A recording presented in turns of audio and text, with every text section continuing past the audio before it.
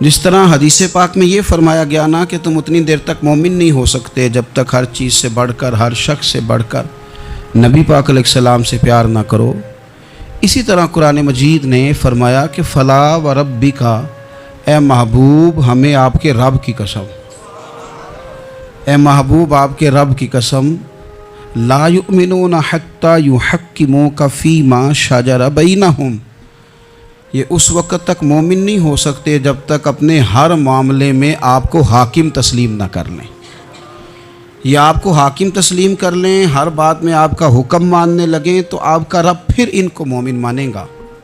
ہر معاملے میں، نماز پڑھنے میں بھی نبی پاک کا حکم ماننا ہے، اور شادی کرنے میں بھی نبی کریم کا حکم ماننا، روزہ رکھنے میں بھی حضور کا حکم ماننا ہے، اور تجارت کرنے میں بھی نبی کریم علیہ السلام کا حکم ماننا۔ جس طرح ہم لوگوں نے نوافل پڑھنے میں، تلاوت کرنے میں رسول کریم علیہ السلام کی بات کو سننا ہے، اسی طرح ہم نے فیصلے کرنے میں، کچہری میں جانے میں، عدالت میں پہنچنے میں، وہاں بھی ہم نے نبی کریم صلی اللہ تعالیٰ علیہ وسلم کی بات پر ہی غور کرنا ہے، اور سرور کائنات علیہ السلام کو ہر معاملے میں از اول تاخر اپنا حاکم تسلیم کرنا۔ جب ہم اس مفہوم کو سادہ لفظوں میں لیتے ہیں نا کہ ہر معاملے میں حضور سید عالم صلی اللہ علیہ وسلم کا قول فیصل ہوگا، تو پھر ہم کہتے ہیں کہ دنیا میں جب نظام مصطفیٰ نافذ ہو پھر حضور کا قول فیصل ہے۔ یعنی جس طرح حضور کی بات مسجد کے ممبر سے مانی جا رہی ہے، اسی طرح پارلیمنٹ میں بھی اسی طرح حضور کی بات کو تسلیم کیا ہے۔ جس طرح نبی پاک علیہ الصلوۃ والسلام کی بات کا نفاذ ہم نماز روزے کے معاملے میں غور سے سنتے ہیں، مسئلہ پوچھتے ہیں، باریک ہو کے چلتے ہیں، اسی طرح جب جج فیصلہ کرے تو پھر بھی اس نے رسول اللہ صلی اللہ علیہ وسلم کے دین کو ہی دیکھنا ہے۔ نظام مصطفیٰ صلی اللہ علیہ وسلم جب نافذ ہوگا، دنیا میں حضور کا قانون جب نافذ ہوگا تو پھر ٹھنڈی ہوا چلے گی۔ مسلمانوں کا یہ مسئلہ ہے کہ یہ نبی پاک سے پیار تو کرتے ہیں اور الحمدللہ بڑا کرتے ہیں، لیکن یہ پیار کو جہتوں اور سمتوں میں قید کرتے ہیں۔ یعنی مسجد میں آ کے درود شریف پڑھتے وقت اگر حضور کے غلام ہوتے ہیں تو فیصلہ کرتے وقت اور اپنے حق میں فیصلہ سنتے وقت، اس وقت بھی ہمیں نبی پاک کا ہی غلام ہونا چاہیے۔ ہمیں ووٹ لیتے وقت بھی حضور کے غلام، اور ووٹ دیتے وقت بھی نبی پاک صلی اللہ علیہ وسلم کے غلام۔ جب تک نظام نافذ نہیں ہوتا، نظام، یورپ کو آپ کی نماز سے تکلیف ہی کوئی نہیں تو نماز پڑھنے کے لیے مسجدیں بنانے کی اجازت دیتے ہیں، قرآن پاک جتنا مرضی آپ وہاں پڑھیں وہ اجازت دیتے ہیں، آپ زکاتیں دیں جتنی مرضی، وہاں سے لوگ چندے اکٹھے کر کے یہاں نہیں لے آتے، کریں جو مرضی۔ ان کو آپ کی نہ نماز سے پریشانی ہے، نہ مسئلہ زکوٰۃ سے پریشانی ہے، نہ صوم و صلات سے مسئلہ ہے، ان کو تو مسئلہ یہ ہے کہ کچہری میں کہیں نبی پاک کا دین نہ آ جائے، ان کو تو مسئلہ یہ ہے کہ کہیں پارلیمنٹ میں حضور کا دین نہ آ جائے۔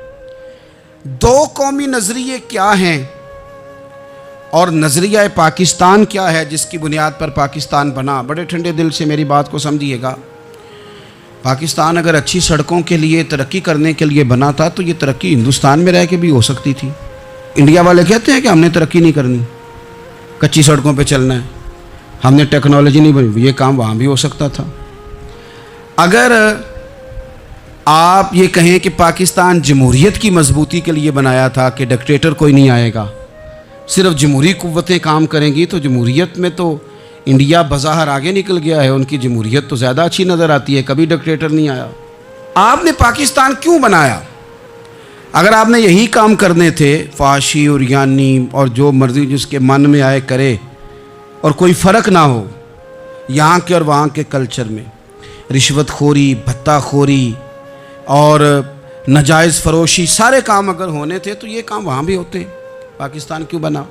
کیوں اتنی ساری 40,000 لوگوں نے اپنی جانوں کی قربانیاں دیں؟ دنیا کی سب سے بڑی ہجرت ہوئی ہے، سب سے بڑی، جب پاکستان بنا، یہ سب سے بڑی ہجرت تھی، اتنی بڑی ہجرت ہی کبھی نہیں ہوئی۔ کیوں اتنا کچھ ہوا؟ وہ اس لیے ہوا کہ ہمیں بتایا گیا تھا کہ وہاں نہ سوشلزم، نہ وہاں خالی جمہوریت کا راگ الاپا جائے گا، بلکہ ایک بلند نعرہ لگایا گیا تھا۔ نعرہ کیا تھا؟ پاکستان کا مطلب کیا؟ پاکستان کا مطلب کیا؟ لا الہ الا اللہ محمد رسول اللہ صلی اللہ علیہ، یہ عنوان بنایا گیا۔ غریب آدمی کو بتایا گیا کہ جب پاکستان بنے گا تو وہاں حضور کا نظام نافذ ہوگا، جاگیردار کی اور غریب کی تفریق ختم ہوگی۔ جس طرح امیر کے بچے کو کالج میں داخلہ ملے گا، غریب کے بچے کو بھی ملے گا۔ وہاں بتایا گیا کہ لوگ وہاں ہر لحاظ سے اپنے آپ کو برابر سمجھیں گے۔ وہاں وہی بات ہوگی جو جناب صدیق اکبر کرتے تھے، وہاں وہی جملے دہرائے جائیں گے جو حضرت عمر فرماتے تھے، وہاں اسی طرح غریب پر سخاوت کی جائے گی، اسے دیا جائے گا جس طرح حضرت عثمان غنی کرتے تھے، وہاں اسی طرح فقر کا دور دورہ ہوگا، سادگی کا حسن ہوگا، اپنائیت کا نور ہوگا جو مولا علی شیر خدا نے عطا فرمایا تھا۔ اس سوچ کی بنیاد پر پاکستان بنایا گیا، اس سوچ کی بنیاد پر، اور اسی سوچ کو آگے لے کر کے جایا گیا۔ کوئی سیاسی پارٹی اب یہ بات نہیں کرتی۔ دو قومی نظریے کا معنی یہ تھا کہ ہندو الگ قوم ہے، مسلمان ایک الگ قوم ہے، ان کا رہنا سہنا، اٹھنا بیٹھنا، کھانا پینا الگ ہے، ہمارا اٹھنا بیٹھنا، کھانا پینا، سارے معاملات الگ ہیں، تہذیب و تمدن الگ ہے، لہذا ہمیں الگ سے خطہ چاہیے جہاں ہم اسلامی نظریات کے مطابق آزاد ہو کے اپنا وقت گزار سکیں۔ اس دو قومی نظریے کی بنیاد پر، دو قومی پہلے تو علامہ اقبال اس کے قائل نہیں تھے۔ علامہ اقبال کا پہلے خیال یہ تھا کہ سارے جہاں سے اچھا ہندوستان ہمارا، یہ اقبال نے لکھا تھا۔ پھر اقبال کہتے ہیں میری سوچ بدلی، اور پھر میں نے کہا کہ نہیں، خطوں کے زور پہ نہیں، آپ رنگ نسل کے زور پہ نہیں، بلکہ کہنے لگے کہ اپنی ملت پر قیاس اقوام مغرب سے نہ کر، خاص ہے ترکیب میں قوم رسول ہاشمی۔ آپ جو تقسیم کریں گے، یہ جو تقسیم ہوئی ہے نا عرب کی، یہ مذہب کی بنیاد پہ نہیں ہوئی، یہ تو ان کی ذاتی لڑائیاں تھیں، چھوٹا سا دبئی بن گیا، چھوٹا سا مسقط، چھوٹا سا ابو ظبی، یہ تو ان کی ذاتی لڑائیاں تھیں، قبیلوں کی لڑائیاں تھیں، جنگیں تھیں، چھوٹے چھوٹے ملک الگ سے تقسیم ہو گئے۔ یہ مذہب کی بنیاد پہ ایسا نہیں ہوا۔ دنیا میں جتنی ریاستیں ٹوٹ کر بڑی ریاستوں سے الگ ہوئی تو اس میں یہ تھا کہ ہماری قوم الگ ہے، ہم سردار علیحدہ سے ہیں، اس لیے ہم علیحدگی پسند ہیں۔ دنیا کے اندر دو ہی وطن ہیں جو دین کے نام پہ بنے، دو ہی اسٹیٹ ہیں جو اسلام کے نام پر وجود میں آئیں، پہلی مدینہ منورہ ہے اور دوسری پاکستان ہے۔ خالص مذہب کے نام پر یہ دو ریاستیں وجود میں ہیں، ایک مدینہ طیبہ اور دوسرا پاکستان۔ پاکستان کا مطلب کیا؟ لا الہ الا اللہ محمد رسول اللہ صلی اللہ علیہ وسلم۔ اس بنیاد پر اس وطن کو، خطے کو حاصل کیا گیا، یہی نعرہ لگایا گیا، یہی نعرہ محمد علی جناح لگاتے تھے، یہی ڈاکٹر اقبال لگاتے تھے، یہی نعرہ چودھری رحمت علی لگاتے تھے، یہی وہ نعرہ تھا جس نعرے کو تحریک پاکستان کے قائدین نے آگے پہنچایا۔ اس زمانے میں جو رائٹر لکھتے تھے ان کی تحریریں آپ آج بھی نکال کے دیکھ لیں، وہ کہا کرتے تھے کہ پاکستان قائم ہوگا تو امیر غریب کی تفریق ختم ہوگی، پاکستان میں وہی نظام آئے گا جو نظام رسول پاک صلی اللہ علیہ وسلم لے کے آئے، قرآن کو نافذ کر دیا جائے گا۔ یہ اس زمانے کے لوگ لکھا کرتے تھے، بیان کرتے تھے، اسی کا ابلاغ ہوتا۔ پتہ نہیں پھر کس کی نظر لگی، کیا ہوا، اور تحریک پاکستان میں جذباتی طور پر علماء نے کردار ادا کیا۔ علماء نے، حضرت مولانا عبدالحامد بدایونی، حضرت مولانا سید نعیم الدین صاحب مراد آبادی، حضرت مولانا عبدالعلیم صاحب میرٹھی، اور ایک بڑا نام امیر ملت حضرت پیر سید جماعت علی شاہ صاحب محدث علی پوری، 100 سال سے زیادہ عمر کے بابا جی تحریک پاکستان کے لیے جلسے ہو رہے ہیں۔ بابا جی سے اٹھا نہیں جاتا، تو جس طرح 4 لوگ چارپائی پہ جنازہ اٹھاتے ہیں، اس طرح 4 لوگوں نے چارپائی پہ بابا جی کو اٹھایا ہوا ہے، امیر ملت سید زادے، اور چارپائی ان کی اٹھا کے جلسوں میں لے جائی جاتی ہے اور وہ تقریریں کرتے ہیں اور کہتے ہیں سنو بھائی، جو مسلم لیگ کو ووٹ نہیں دے گا پھر ہم اس کا جنازہ بھی نہیں پڑھائیں گے، جو ووٹ نہیں دے گا ہم دفن بھی نہیں ہونے دیں گے اپنے قبرستانوں میں، جو ووٹ نہیں دے گا ہمارا مرید ہی نہیں۔ اتنے جذبات میں لا کے 40,000 لوگوں نے قربانیاں دی۔ ایک نظریہ تھا کہ ہندو الگ قوم ہے، مسلمان ایک، اور پھر پاکستان بنایا گیا۔ آج کیا دھما چوکڑی ہے، کیا ذاتوں پاتوں کی بنیاد پر؟ یہ تو ہندوؤں کا طریقہ تھا کہ وہ ذاتیں پاتیں گنتے تھے کہ یہ برہمن ہے، یہ شوتری ہے، یہ کھتری ہے، یہ فلانا ہے، یہ ہمارے گھر نہیں آ سکتا، یہ نیچ ہے۔ اور اگر آج اس ملک میں بھی الیکشن ذات کی بنیاد پہ لڑا جائے اور یہاں بھی صرف اس لیے سپورٹ کیا جائے کہ یہ میری برادری کا ہے، صرف اس لیے سپورٹ کیا جائے کہ میرا قبیلہ ہے، پہلے دیکھا جائے کہ یہاں کون سی برادری مضبوط ہے تو اس کینڈیڈیٹ کو ٹکٹ دیا جائے، تو پھر کیا آپ نے وطن بنا کے کیا کمال کیا؟ تو اس کا ایک نظریہ ہے. کیا نظریہ ہے؟ کہ مسلمانوں کا رہنا، اٹھنا، بیٹھنا، کھانا پینا الگ ہے. دیکھو ایک سادی سی بات ہے، یہ آپ نے داڑھی رکھنی ہے، مونچھیں رکھنی ہے، تو اس پر بھی نبی پاک صلی اللہ علیہ وسلم نے کہا کہ الگ سے تمہاری شناخت ہونی چاہیے، الگ سے. فرمایا تم نے یہودی چونکہ مونچھیں بڑی رکھتے تھے، فرمایا تم نے داڑیاں بڑی کرنی ہیں، مونچھیں پست رکھنی ہیں، یہودیوں کی مخالفت کرنی ہے. یہ لفظ ہیں حدیث میں ساتھ. سادی سی بات ہے نا، پگڑی باندھنی ہے، باندھ لے کوئی آدمی. ہمارے پنجاب میں لوگ پگڑی بھی کہہ دیتے ہیں، صافہ بھی کہہ دیتے ہیں، کلا بھی کہہ دیتے ہیں، جو جس کے من میں آیا. لیکن حضور نے تاکید لگائی، فرمایا خاص ہے یہ بھی، یہ اسلام کا کلچر ہے، کلچر الگ سے ہے. فرمایا یہودی بغیر ٹوپی کے سر پہ پگڑی باندھتا ہے، تم نے پہلے ٹوپی پہننی ہے پھر پگڑی باندھنی، یہودی کی مخالفت کرنی. یہ الگ کلچر ہے، الگ تہذیب ہے مسلمانوں کی. خاص ہے ترکیب میں قوم رسول ہاشمی. آپ کی عدالت میں وہ والا نظام نہیں ہوگا جو امریکہ میں ہے، آپ کی عدالت میں وہ والا نظام نہیں ہوگا جو برطانیہ میں ہے، آپ کے پارلیمنٹ میں وہ نظام نہیں چلے گا جو یورپ کا، برطانیہ کا، فلانے کا فلانے کا ہے. آپ کی پارلیمنٹ میں، آپ کی عدلیہ میں وہ نظام چلے گا جو قرآن کا ہے اور رسول اللہ کے فرمان کا ہے. یہ نظریہ تھا، نظریہ. اب اس نظریے کی لوگ بات ہی نہیں کرتے، عوام بھی نہیں کرتی، بالکل نہیں. میں بڑی دیر سے رونا رو رہا ہوں. بہت سارے بڑی بڑی گدیوں کے پیر بھی نہیں کرتے. ان کو پتہ ہے کہ اگر نظام مصطفیٰ نافذ ہوتا ہے تو مجھے بھی بتانا پڑے گا کہ 80 مربع کہاں سے آئے، مجھے بھی بتانا پڑے گا کہ یہ جو میں 1.25 کروڑ کی کار میں گاڑی میں گھومتا ہوں تو یہ کہاں سے آئی، حساب دینا پڑے گا.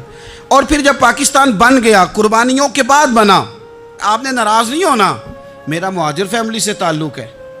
جو عزیز رشتہ دار قریبی یہاں رہتے تھے نا، مقامی، وہ تو مہاجروں میں رشتہ داری نہیں کرتے تھے. صحیح کہہ رہا ہوں؟ کہتے ہیں مہاجر ہے، اچھا جی غیر مسلم ہے، جگہ نہیں دیتے تھے رہنے کو. میں کیسے آپ کو بات بتاؤں؟ پھر اس چھوٹی چھوٹی غلطیوں کو لوگوں نے ووٹ بنا کے بڑی بڑی قتل و غارت نہیں کی اس ملک میں. اتنا بڑا تکلیف والا منظر تھا. میرے دادا جی کی فیملی ساری پاکستان آئی تھی، دادی کی نہیں آئی تھی. 97 میں میری دادی کا انتقال ہوا. وہ آخری دن تک رویا کرتی تھی، جی پتر پتہ نہیں میرے پرا ہیں کہ فوت ہو گئے نے، پتہ نہیں میرا کوئی چچا ہے کہ سارے چلے گئے. کس لیے آپ نے، اگر یہی دھما چوکڑی سیاست کی کرنی تھی، ذات پات آپ نے رکھنی تھی، تو وہاں کوئی دکھ تھا؟ یہ تماشے تو وہاں بھی ہو رہے. وہ آخری دن تک رویا کرتی تھی. اب تو خیر آنکھیں بڑی جدید ان کا آپریشن ہوتا ہے. تو ایک زمانے میں آنکھوں کا آپریشن ہوتا تھا، ڈاکٹر کہتے تھے لائٹ بند رکھو، سبز رنگ کی پٹی باندھو، 4 گھنٹے کے بعد دارو ڈالنا ہے آنکھ میں، ڈراپس ڈالنے. میں 4 گھنٹے کے بعد ان کی آنکھوں میں ڈراپس ڈالنے جاتا تھا تو کبھی کبھی مجھے بٹھا لیتی تھیں تو کہتی تھیں کہ پتہ نہیں کوئی بچا ہے کہ نہیں بچا، پتہ نہیں اب کوئی ہے کہ نہیں، پتہ نہیں کوئی ان میں سے ہوگا کہ نہیں. پتر بہتر دساں ساڈے پنڈ کس طرح دا ہوندا سی، میں تمہیں بتاؤں فلانی چیز. پھر جناح نے اعلان کیا تھا کہ ملک بن گیا.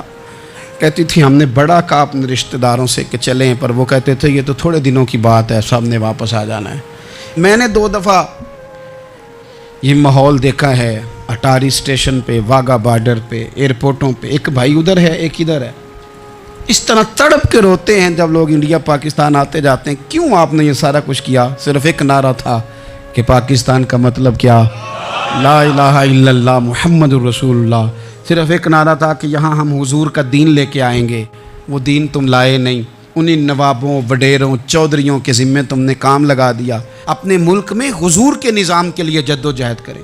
یہ بنا ہی نبی پاک کے نظام کے لیے، اس کا کوئی دوسرا حل ہو سکتا؟ کوئی حل نہیں. یہ حضور کے نظام کے لیے بنا ہے. 2-3 باتیں آپ کی خدمت میں عرض کرنی ہے جو آپ نے زیادہ غور سے سننی. سب سے پہلے تو پاکستان بدلنے کے لیے ضروری ہے کہ نظام مصطفیٰ کے لیے جد و جہد کی جائے، فکر حسینی اپنائی جائے، اور وقت کے ہر یزید کو للکارا جائے، اور للکار کر کے نظام کے لیے کوشش کی جائے کہ نظام مصطفیٰ اس ملک میں نافذ ہو. اس جد و جہد کو آگے بڑھایا جائے. وہی جد و جہد جو ہمارے بزرگوں کا قافلہ صدر الافاضل سید نعیم الدین مراد آبادی سے لے کر علامہ شاہ احمد نورانی صدیقی تک اور آج کے اس دور کے اکابرین تک جو جد و جہد کرتا آیا ہے، اس جد و جہد کو اپنایا جائے۔ ہمارے منہ سے یہ لفظ نکلیں کہ ہمیں صرف مسجد میں دین نہیں چاہیے، کچہری میں بھی چاہیے۔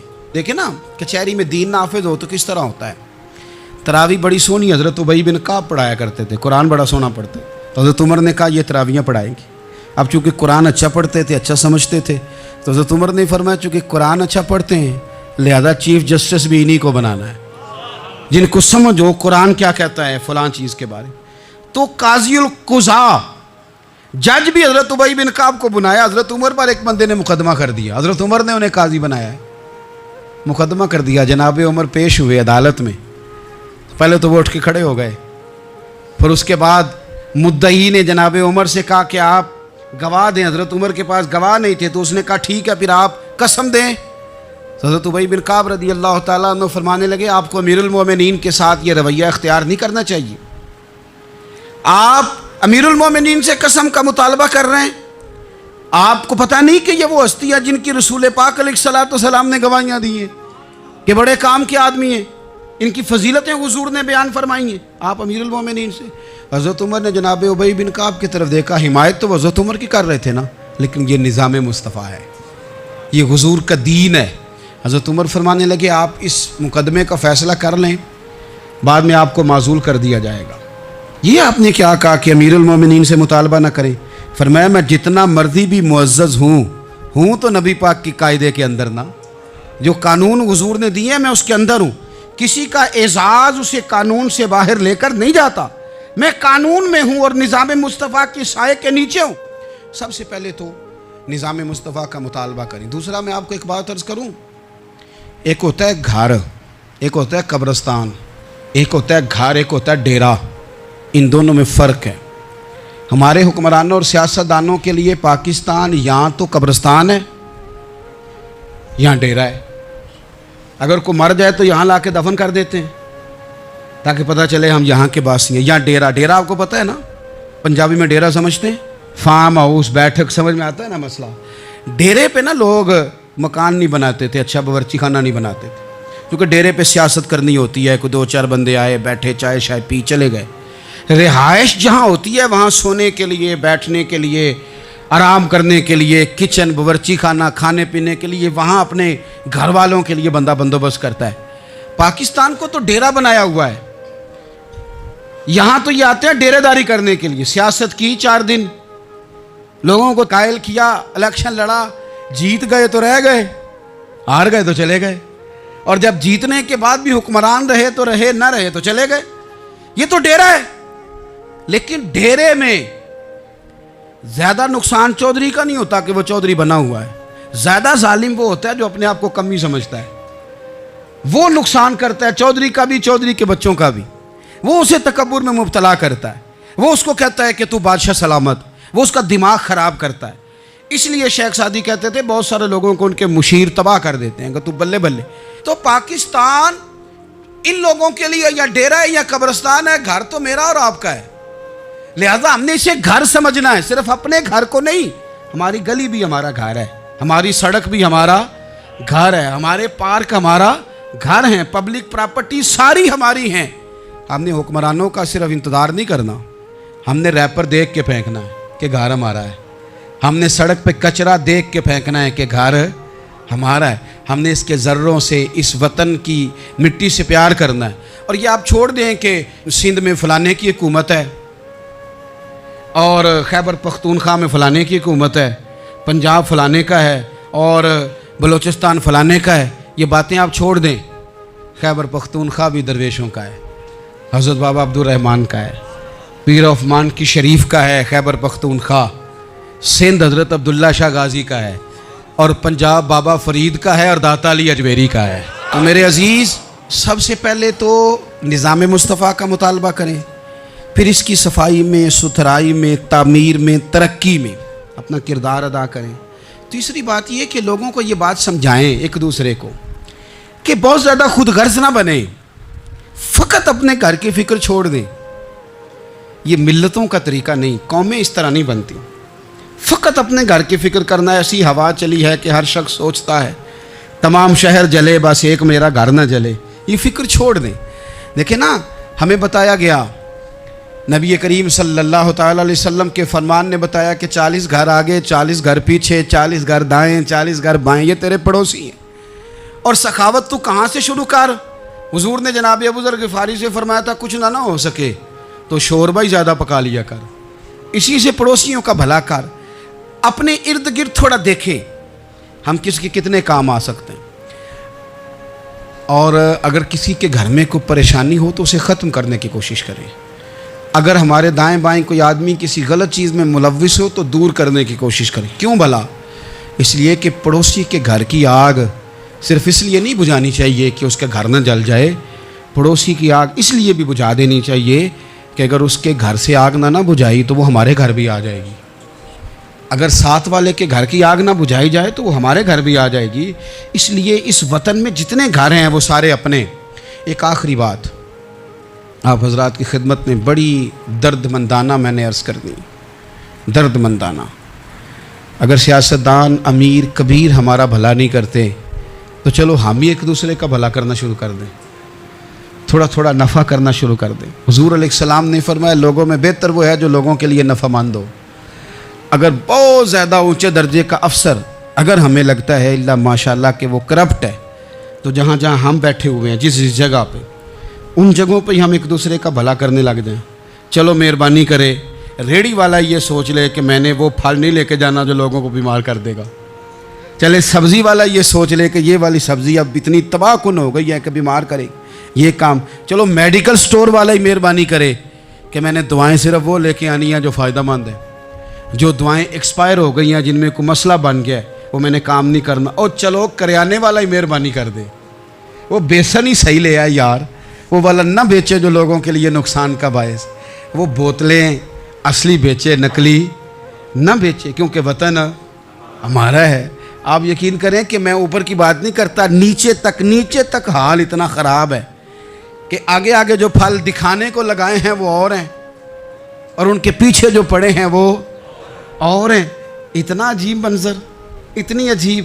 میں اب تو چلیں کچھ احباب مجھے سفر کرا دیتے ہیں. ایک زمانے تک میں کرائے کی گاڑی میں سفر کرتا تھا. ایک صاحب کو میں نے ایک دفعہ بتایا کہ مجھے شیخو پورہ جانا ہے, کتنی دیر رکیں گے؟ میں نے کہا کہ ظاہر ہے جلسہ ہے, فارغ ہوگا تو آ جائیں گے. تو شیخو پورہ والوں نے بھی مجھے شیخو پورہ بتایا تھا, تو وہاں جا کے پتہ چلا کہ 10 کلومیٹر اندر جانا ہے. انہوں نے بریک لگا لی وہیں پہ, کہنے لگے جی 10 کلومیٹر اگے جانا ہے تو پیسے نویں طے ہون گے. گل شیخو پورے دی ہوئی سی. تو میں کوئی ایسا مسئلہ نہیں تھا, میں ہنس پڑا, پریشان نہیں ہوا. میں نے کہا بالکل ٹھیک ہے, آپ صحیح کہہ رہے ہیں, یہ آپ کی بات بالکل بجا ہے, آپ نے جو کہا وہ درست کہا. لیکن یار میں نے تو یہی سنا ہے کہ یہ شیخو پورہ ہے, تو 10 کلومیٹر تک تو بہرحال ایک شہر ویسے بھی ہوتا ہی ہے. یہ تو نہیں ہوتا کہ اس کی ایک باؤنڈری ہے کہ 1 کلومیٹر کے اندر شہر بند ہے. لیکن میں نے کہا کہ تیری سوچ نے ایک بات مجھے, اس دوست کو میں نے سمجھایا, پیارے تھے, قائل کیا. اور میں نے کہا تمہاری سوچ سے ایک بات میری سمجھ میں آئی ہے کہ ہم بڑے خود غرض ہیں. ہمیں صرف ہمارے حکمران نہیں لوٹتے, بس ہاتھ نہ پہنچے تو انگور کھٹیں, ورنہ اگر پہنچ جائیں تو کوئی ایک طریقہ ہونا چاہیے کسی بندے کو کسی جگہ نیچے لے کے آنے کا کہ ہو 10 کلومیٹر آپ نے تو یہ کہا تھا, اب کیسے بات ہوگی؟ میں نے انہیں کہا کہ کچھ بھی نہیں اس سے فرق پڑتا, اس سے کوئی فرق نہیں پڑتا. لیکن ایک زمانہ میں نے دور دیکھا, اور ایک دور میں نے وہ بھی دیکھا کہ مجھے ایک جگہ جانا تھا. اللہ اکبر, ایک قاری صاحب تھے, امام صاحب تھے, کسی زمانے میں وہ رہ چکے, تو ہمارے علاقے میں بھی انہوں نے امامت کی تھی. تو میں وہاں جا رہا تھا, تو ان کے گاؤں پہنچنے سٹاپ پہ اتر کے تو میں تانگے پہ بیٹھا. تانگے والے کو میں نے کہا کہ وہ چونکہ اپنے گاؤں جا چکے تھے چھوڑ کے ہمارا علاقہ, تو میں نے کہا فلانے قاری صاحب کے یہاں جانا ہے. تو نیچے اتر کے تانگے والا ظاہر ہے کار والے سے تو غریب ہی ہوتا ہے,